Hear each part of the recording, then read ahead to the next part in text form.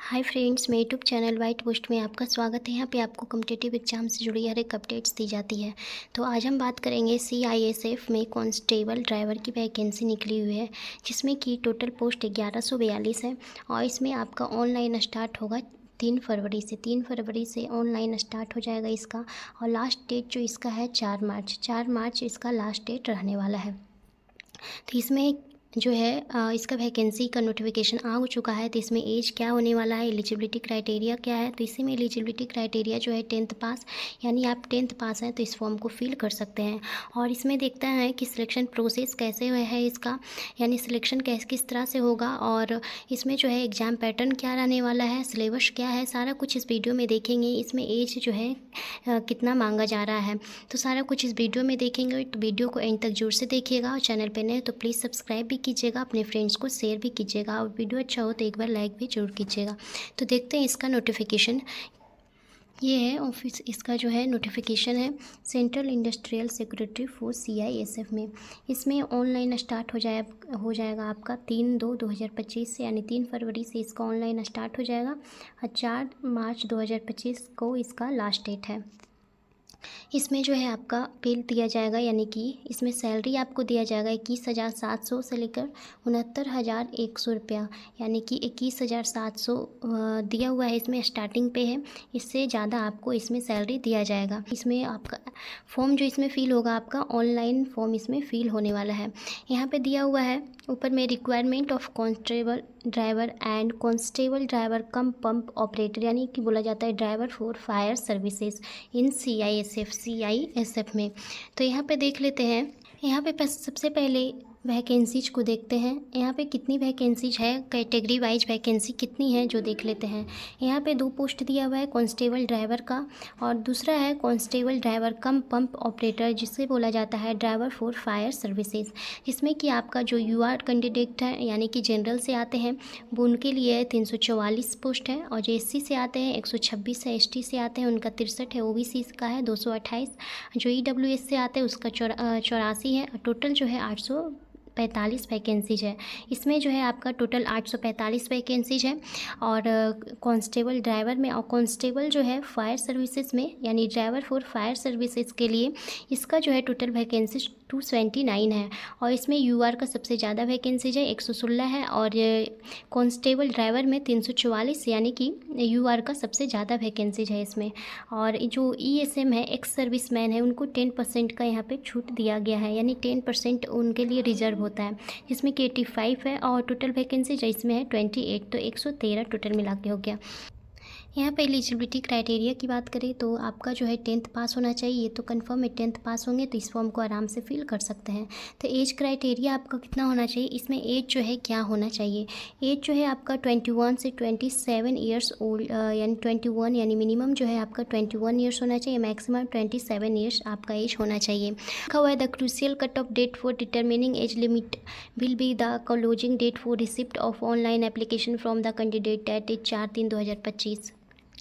यहाँ पे दिया गया है एज रिलैक्सेशन। तो एज रिलैक्सेशन जो है 5 साल दिया गया है। जो SC ST कैंडिडेट हैं उनको जो है 5 साल का दिया गया एज रिलैक्सेशन। जो OBC से आते हैं उनको 3 साल का एज रिलैक्सेशन यहाँ पे दिया गया है।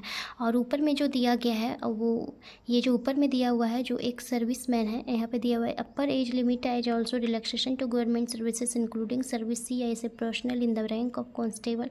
जो कांस्टेबल है, कांस्टेबल फायर है, कांस्टेबल ट्रेड्समैन है, उनको 40 ईयर्स दिया गया है इन जनरल EWS OBC के लिए। और 45 ईयर्स दिया गया है शेड्यूल कास्ट, यानी SC ST के लिए दिया गया है 45 ईयर्स, जो इसमें जो है अपर एज काम कर रहे हैं उनके लिए है।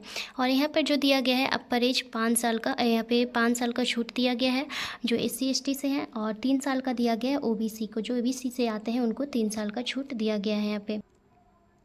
यहाँ पे एजुकेशन क्वालिफिकेशन की बात करें तो आपका एजुकेशन क्वालिफिकेशन क्या होना चाहिए, तो आप जो है 10th पास हो, the candidate should have past matriculation equivalent qualification, और कोई भी क्वालिफिकेशन आपके पास हो। तो एजुकेशनल क्वालिफिकेशन जो बोल रहा है स्टेट बोर्ड से हो या फिर सेंट्रल बोर्ड से हो, किसी भी बोर्ड से हो, आप 10th पास हो, passport service under central government. यहाँ पे ड्राइविंग लाइसेंस भी आपका लगने वाला है। ड्राइविंग लाइसेंस लगेगा the candidate should have L driving licence in the following type of vehicles. यानी कि हैवी मोटर व्हीकल का या फिर ट्रांसपोर्ट व्हीकल का आपका लाइसेंस होना चाहिए, लाइट मोटर व्हीकल का होना चाहिए, फिर मोटरसाइकिल विथ गियर का होना चाहिए, गियर के साथ उसका जो है आपका लाइसेंस होना चाहिए। इसमें जो है आपका लाइसेंस भी लगने वाला है। यहाँ पे जो है आपका एक्सपीरियंस भी मांगा जा रहा है, 3 साल का experience of driving heavy motor vehicle का होना चाहिए, ट्रांसपोर्ट व्हीकल का या फिर लाइट मोटर व्हीकल या फिर मोटरसाइकिल विथ गियर का, किसी में भी आपका जो है 3 साल का एक्सपीरियंस होना चाहिए ड्राइविंग का। यहाँ पे फिजिकल स्टैंडर्ड, फिजिकल क्या होना चाहिए यानी क्या लिया जाएगा फिजिकल में सबसे पहले आपका, तो यहाँ पे जो जनरल हैं EWS SC ST से आते हैं और जो OBC से आते हैं except those in B below, यहाँ पे लिखा हुआ 167 सेंटीमीटर उनका हाइट होना चाहिए। और मिनिमम जो है चेस्ट यहाँ पे दिया हुआ है minimum 80 centimetre with minimum expansion of 5 centimetre 80 से 85। यहाँ पे दिया हुआ है रिलैक्स्ड स्टैंडर्ड्स, जो जो ये सब कैटेगरी से आते हैं उनको production certificate at appendix D, यहाँ पे जो उनको लिए 160 सेंटीमीटर, उनका जो है 160 सेंटीमीटर हाइट रहेगा तो भी चलेगा। और मिनिमम जो है 78 centimetre with minimum expansion of 5 centimetre से 78 और 83 होना चाहिए, यहाँ पे दिया गया है। हाँ, जो शेड्यूल ट्राइब से आते हैं यानी कि ST से जो आते हैं उनका 160 सेंटीमीटर दिया गया है हाइट, उनका जो हाइट होना चाहिए 160 सेंटीमीटर। यहाँ पे दिया गया ESM candidate are eligible for total relaxation in physical standards, however their physical standard will be measured and recorded in document. जो ESM से आते हैं उनको भी यहाँ पे रिलैक्सेशन दिया गया है फिजिकल स्टैंडर्ड में, यहाँ पे बताया गया। यहाँ पे आपका जो है मेडिकल लिया जाएगा, तो मेडिकल में आपका आई साइट होना चाहिए यानी कि विजुअल विजन इतना होना चाहिए, डिस्टेंस विजन और रिफ्रैक्शन यहाँ पे दिया हुआ है, कलर विजन जो है यहाँ पे दिया हुआ ये होना चाहिए आपका। यहाँ पे दिया हुआ है नेम ऑफ़ द स्टेटमेंट और रिक्वायरमेंट जो है आपका इस सेक्टर में देगा, name of the application receiving centres with address यहाँ पे दिया गया है। चंडीगढ़ है, हरियाणा है, हिमाचल प्रदेश है, जम्मू कश्मीर, लद्दाख, पंजाब और राजस्थान है, ये नॉर्थन सेक्टर में जिसका किस यहाँ पे एड्रेस दिया गया है। यहाँ पे है दिल्ली, UP और उत्तराखंड, यहाँ पे NCR सेक्टर में आपका देगा, यहाँ पे उसका एड्रेस दिया गया है। और दादर और नगर हवेली है, दमन-दीव है, गोवा है, गुजरात है, महाराष्ट्र है, यहाँ पे वेस्टर्न सेक्टर में आता है, यहाँ पे इसका एड्रेस दिया गया है। चंडीगढ़ है, मध्य प्रदेश, बिहार और झारखंड, तो बिहार और झारखंड से जो फॉर्म फिल करना चाहते हैं उनका ईस्टर्न सेक्टर होगा जिसका कि यहाँ पे दिया गया है एड्रेस। और यहाँ आपका जो है रिक्वायरमेंट सेक्टर दिया हुआ है, यहाँ पे रिक्वायरमेंट सेक्टर जब आपका रिक्वायरमेंट हो जाता है यानी कि जब आपका last date of submission of online 4 तारीख को लास्ट डेट है, अपलोडिंग ऑफ फोटोज यहाँ पे सारा कुछ दिया हुआ है।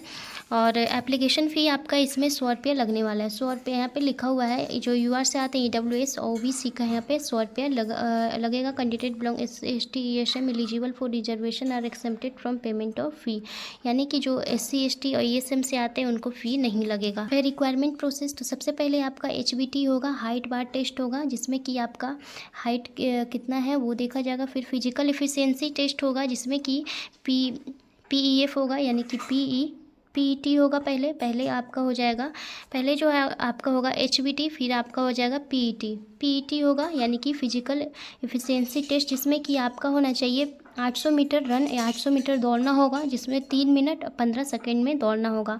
लॉन्ग जंप आपका हो गया 11 फीट और 3 चांस दिया जाएगा। हाई जंप जो होगा 3 फीट 6 इंच का होगा जिसमें आपको 3 चांस दिया जाएगा। उसके बाद आपका यहाँ पर फिजिकल स्टैंडर्ड टेस्ट यानी कि PST होगा। यहाँ पे लिखा हुआ कैंडिडेट हु क्वालिफाई HBT, अगर आप HBT क्वालिफाई कर जाते हैं जिसमें कि हाइट चेस्ट और वेट देखा जाएगा आपका। और फिर आपका physical standard for the post of constable driver DCPO has been elaborated in para 5.5 एवब। सबसे पहले आपका HBT होगा, उसके बाद PET हो गया यानी कि पहले आपका टेस्ट होगा यहाँ पे HBT, फिर PET होगा, उसके बाद आपका PST लिया जाएगा यानी कि PST का टेस्ट लिया जाएगा। उसके बाद आपका ट्रेड टेस्ट होगा, ट्रेड टेस्ट, उसके बाद आपका डॉक्यूमेंटेशन लिया जाएगा, document following original testimonial documents of candidate qualifying HBT और PET और PST। यहाँ पे लिखा हुआ है कि अगर आप तीनों में क्वालिफाई कर जाते हैं HBT या फिर PET या फिर HBT में PET या फिर PST में क्वालिफाई कर जाते हैं तो डॉक्यूमेंट वेरिफिकेशन होगा यानी कि एजुकेशनल सर्टिफिकेट लिया जाएगा जिसमें कि 10th का मार्कशीट होगा, वैलिड HMVT ट्रांसपोर्ट का जो भी लाइसेंस होता है वो लिया जाएगा आपका। SC ST OBC EWS से जो भी आते हैं तो उसका सर्टिफिकेट आपका लिया जाएगा। एक और सर्टिफिकेट आपसे मांगा जाएगा और जो होता है वोटर आईडी कार्ड, आधार कार्ड, जो कुछ भी होता है वो सारा कुछ। और यहाँ पे फिर आपका जो है ट्रेड टेस्ट लिया जाएगा। ट्रेड टेस्ट में आपका driving test for light vehicle का होगा, टोटल मार्क्स 50 होगा, क्वालिफाइंग मार्क्स जो होगा 25 होगा इसमें। Driving test for heavy vehicle का हो जाएगा जिसमें कि 50 होगा टोटल मार्क्स, जिसमें कि 25 पासिंग मार्क्स होगा। Practical knowledge of motor mechanism and ability to carry out minor repair of vehicles, इसका भी टेस्ट लिया जाएगा जिसकी टोटल मार्क्स 30 होगा, आप क्वालिफाइंग जो होगा 15 होगा। और यहाँ पे है उसके बाद आपका रिटेन एग्जाम होगा, OMR रिटेन CBT में होगा, OMR का CBT टेस्ट होगा आपका रिटेन एग्जाम। यहाँ पे लिखा हुआ है द कैंडिडेट हु क्वालिफाई, अगर PET PhD डॉक्यूमेंटेशन और ट्रेड टेस्ट में आप क्वालिफाई कर जाते हैं तब जाकर आपका रिटेन एग्जामिनेशन होगा, OMR कंप्यूटर बेस्ड टेस्ट होगा CBT में, जिसमें कि आपका क्वेश्चन इसमें रहेगा पार्ट ए में होगा जनरल नॉलेज अवेयरनेस का हो जाएगा जिसमें 20 क्वेश्चन होगा, 20 मार्क्स का होगा। और नॉलेज ऑफ एलिमेंट्री मैथमेटिक्स का होगा 20 क्वेश्चन, 20 मार्क्स का। एनालिटिकल एप्टीट्यूड होगा जिसमें कि 20 क्वेश्चन 20 मार्क्स का हो जाएगा। Ability to observe and distinguish होगा जिसमें 20 क्वेश्चन 20 मार्क्स का होगा। Basic knowledge of English Hindi या फिर इंग्लिश होगा या फिर हिंदी, जिसमें कि 20 क्वेश्चन होगा और 20 मार्क्स का। टोटल क्वेश्चन जो आपका 20 होगा 100 होगा, टोटल क्वेश्चन जो होगा 100 होगा और 100 मार्क्स का होगा। और 120 मिनट आपको दिया जाएगा, यानी 120 मिनट आपको दिया जाएगा इस क्वेश्चन के लिए, क्वेश्चन बनाने के लिए, जो कि होगा objective type question, multiple choice question होगा आपका। और written examination will be conducted English और हिंदी लैंग्वेज, हिंदी और इंग्लिश जो भी लैंग्वेज आप चूज करेंगे दोनों लैंग्वेज में आपका जो है OMR क्वेश्चन रहेगा। और 3 shall be no negative marking, और इसमें आपका कोई भी नेगेटिव मार्किंग नहीं लिया जाएगा। यहाँ पे है minimum percentage marks next medical examination, उसके बाद जब इसमें आप क्वालिफाई कर जाएंगे तब जाकर आपका मेडिकल एग्जामिनेशन होगा, जिसमें कि UR EWS एक सर्विसमैन है उनका 35%, SC ST OBC हैं उनका 33% होना चाहिए। यानी कि यहाँ पे क्वालिफाइंग मार्क्स दिया हुआ है, आप जो है 35% और 33% लाएंगे तो हो जाएंगे क्वालिफाई, यहाँ पे दिया गया है। और इतना ही दिया हुआ है और इसमें सारा कुछ बता चुकी हूँ मैं। और इसके बाद आपका मेडिकल एग्जामिनेशन होगा, जो भी टेस्ट होगा वो आपको देना होगा। इतना ही बता रहा था फ्रेंड्स। अगर मेरा वीडियो अच्छा हो तो एक बार लाइक जरूर से कीजिएगा, चैनल पे नए हो तो प्लीज़ सब्सक्राइब भी कीजिएगा, और कुछ भी डाउट हो तो कमेंट करके जरूर पूछिएगा। And bye, thank you.